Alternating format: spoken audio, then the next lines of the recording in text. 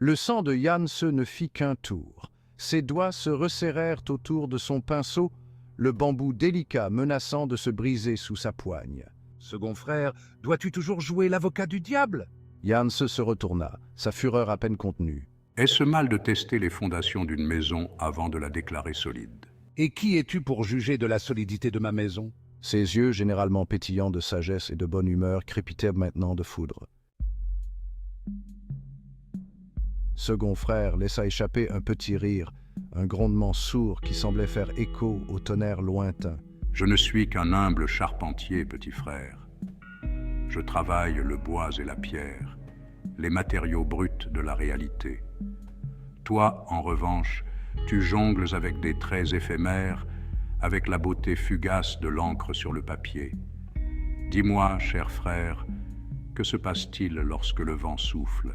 Janse se hérissa. La comparaison était aussi insultante que juste. Sa calligraphie, son art, était sa raison d'être. Le vent peut disperser les feuilles, mais il ne peut pas déraciner l'arbre. Second frère sourit, un sourire mince et entendu. Ah oui? Et qu'en est-il d'un ouragan, petit frère? Ton précieux arbre peut-il y résister? Janse se redressa, la voix tremblante de colère rentrée. Voir son art réduit à de simples taches d'encre, vulnérables aux caprices du vent, était insupportable. Le contrôle de Janse finit par céder. Assez! Tu oses me faire la leçon sur la résilience de l'art alors que tu n'as même pas saisi le premier trait de son essence?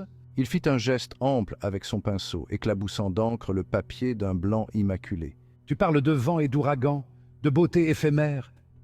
Mais tu ne vois pas la volonté de faire, les années de dévouement, la force pure de l'esprit qui sous-tendent chaque trait, chaque caractère. Sa poitrine se soulevait, son visage était rouge de colère. Il fusilla son second frère du regard, le défiant de le provoquer davantage. Le silence s'étira, rompu seulement par le grondement lointain du tonnerre et le cri plaintif d'un faucon. Le vent se leva, faisant tourbillonner leurs robes autour d'eux et tirant sur les bords du papier éparpillé sur la table de pierre. En contrebas, la montagne s'ouvrait sur un abîme vertigineux, les nuages tourbillonnant comme des fantômes dans le gouffre. Janse, sa colère commençant à se calmer, risqua un regard vers son second frère. L'homme le plus âgé se tenait aussi immobile et inflexible que la montagne elle-même, le regard fixé sur l'horizon lointain. Le contraste entre eux était saisissant. Janse, un tourbillon d'émotions, la poitrine encore secouée par les derniers soubresauts de sa colère. Dis-moi, petit frère, que crains-tu? Craindre, je ne crains rien. Ah, mais si. Tu crains pour ton élève. Tu crains qu'il ne réalise pas son plein potentiel, qu'il ne soit limité par tes enseignements, ton point de vue. Ces paroles touchèrent Janse au plus profond de lui-même. Il avait mis tout son cœur et toute son âme dans la formation de Ninke, cultivant le talent brut du garçon avec le soin et la précision d'un maître artisan.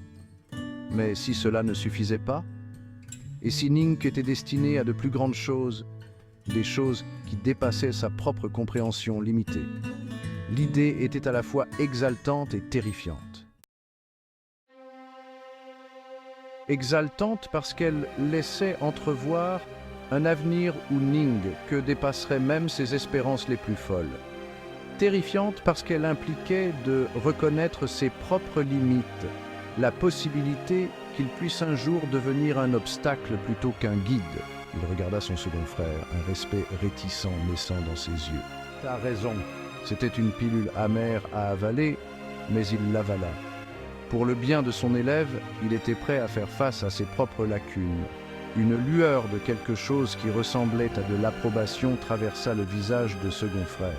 Bien. Maintenant, parlons des ouragans. Le vieil homme avait raison, aussi exaspérant que ce soit à admettre. Alors que Janse écoutait les paroles de son frère, un étrange mélange d'appréhension et d'excitation l'agitait. Il avait toujours eu confiance en ses enseignements, en sa compréhension de la voie de la calligraphie. Mais maintenant, grâce à l'honnêteté impitoyable de son frère, une graine de doute avait été plantée.